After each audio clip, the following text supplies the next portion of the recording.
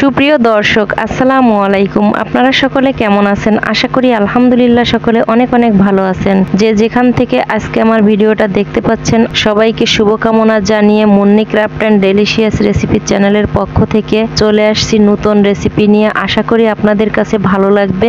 ভালো লাগলে অবশ্যই ভিডিওতে লাইক কমেন্ট শেয়ার করতে ভুলবেন না। সম্পূর্ণ ভিডিওটা দেখার অনুরোধ রইল। আজকের ভিডিওটা অবশ্যই আপনারা বাসাতে একটু ট্রাই করে দেখবেন কেমন হলো।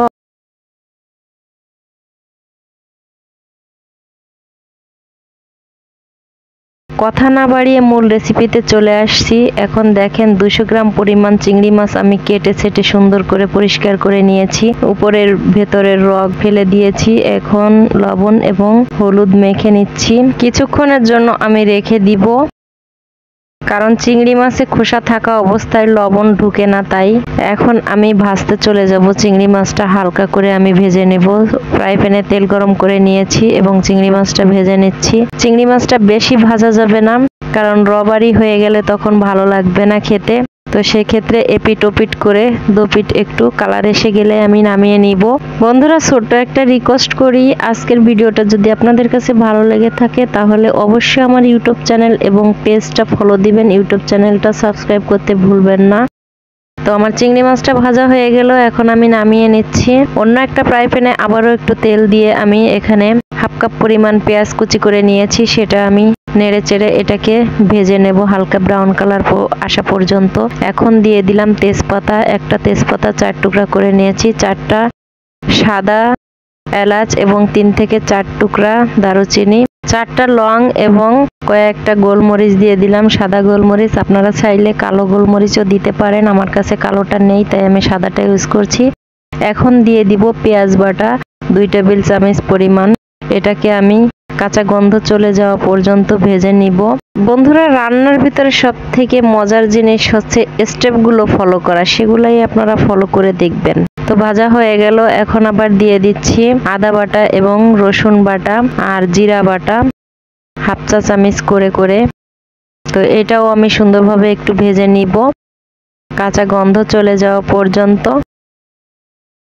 তারপর দিয়ে দিচ্ছি আমি হাফ কাপ পরিমাণ টক দই, ফ্রিজ থেকে বের করে রেখেছি, তাই এরকম পানি ছেড়ে দিয়েছে। তো ভাজা হয়ে গেল, তারপরে দিয়ে দিচ্ছি 3টা কাঁচামরিচ। কাঁচামরিচের ফ্লেভারটা অনেকেরই পছন্দ, আমার তো খুবই পছন্দ। আজ আমি খুব ইজিভাবে এবং সহজভাবে আপনাদের সাথে শেয়ার করলাম আমার মায়ের রান্নাটা আমি শিখেছিলাম, তাই। ধনিয়া গুঁড়া হাফ চা চামচ আর লাল মরিচের গুঁড়া 1 চা চামচ। আপনারা ঝালটা আপনাদের পরিমাণ মতো দিয়ে দিবেন। আর দিয়ে দিলাম এলাচ দারুচিনির গুঁড়া। সবকিছু উপকরণ মিশিয়ে নিচ্ছি। এখন উপরে তেল ভেসে এসেছে। এখন আমি দিয়ে দিলাম চিংড়ি মাছগুলা। চিংড়ি মাছগুলো দিয়ে দেওয়ার পরে একটু নেড়েচেড়ে মিশিয়ে নিচ্ছি। তারপরে 5 থেকে 6 সেকেন্ডের জন্য আমি এটাকে একটু ঢেকে রান্না করে নিব।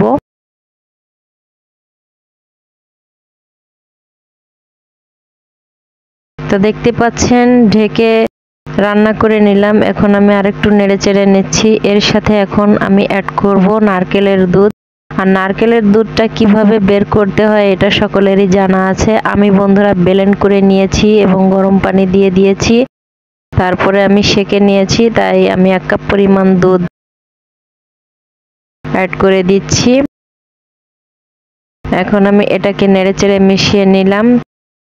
কিছুক্ষণ ঢেকে দিয়ে রান্না করব 3 থেকে 4 মিনিটের মতো। এখন আমি রান্না করব। চিংড়ি মাছ রান্না করতে বেশি সময় লাগে না, আর মালাইকারি রান্না করতে খুব সহজ এবং ঝামেলাবিহীন একটা ইজি রেসিপিতে আপনাদের সাথে শেয়ার করলাম। এটা অনেকেরই পছন্দ।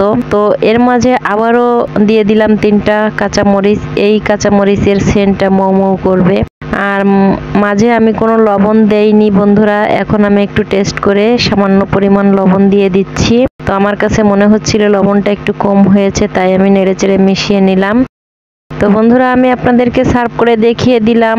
আর চিংড়ি মাছের গ্রেভি মশলাটা ভালো লাগে খেতে, তাই একটু গ্রেভি করে রেখেছি ঘন ঘন করে। তো আশা করি আপনাদের কাছে আজকের রেসিপি ভালো লেগে গেছে। ভালো লাগলে অবশ্যই লাইক কমেন্ট শেয়ার করতে ভুলবেন না। পেজ থেকে দেখে থাকলে অবশ্যই পেজটা ফলো দিবেন। ইউটিউব চ্যানেল থেকে দেখে থাকলে অবশ্যই চ্যানেলটা ভিজিট করে সাবস্ক্রাইব করতে ভুলবেন না। তো বন্ধুরা, সকলে ভালো থাকবেন, সুস্থ থাকবেন। আজ এ পর্যন্তই। আল্লাহ হাফেজ।